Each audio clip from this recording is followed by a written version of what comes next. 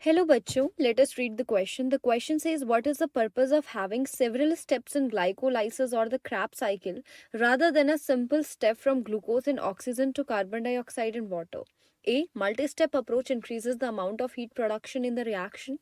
B. Multi-step approach increase the amount of potential energy in the reaction. C. The multi-step approach is the only way to convert glucose to carbon dioxide. D. The multi-step approach makes better use of potential energy in the reaction. So the key concept involved in this question is the knowledge of aerobic respiration. देखो यहाँ पे हमको Krebs cycle तक पूछ रहा है, तो यानी कि जो respiration it is a kind of aerobic respiration.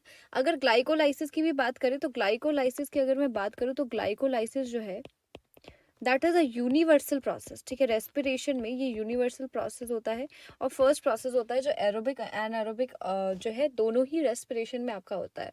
देखो होता क्या है, अगर मैं ग्लाइकोलाइसिस की सिर्फ बात करूँ तो it is a 10 step reaction. ठीक है, जहाँ पे हम ग्लूकोज को, ठीक है, यहाँ पे पूरा नहीं दिया गया है, यहाँ पे आपको फोर्थ रिएक्शन से दिया गया है, बट यहाँ पे ग्लूकोज को हम क्या करते हैं, पायरुवेट तक कन्वर्ट करते हैं इन सेवरल स्टेप्स. ऐसा क्यों करते हैं? क्योंकि जितनी भी पोटेंशियल एनर्जी जो है, ठीक है, जितनी भी पोटेंशियल एनर्जी हमारी रिएक्शन की है, ताकि हम उसको अच्छे से यूटिलाइज कर सके. देखो डायरेक्ट कर देते तो मे भी हमें कम एटीपी मिलता, या फिर जो हमारे एनर्जी यूजेस हैं वो हमारे फुलफिल नहीं हो पाते. लेकिन जब हम स्टेप बाय स्टेप चलते तो हमें पता है कि हमें इन्वेस्ट कहाँ पे करनी है एटीपी, हमें एटीपी कहाँ कहाँ से एक्सट्रैक्ट करनी है, उसका एक क्लियर कट जो है विजन हमें मिलता है.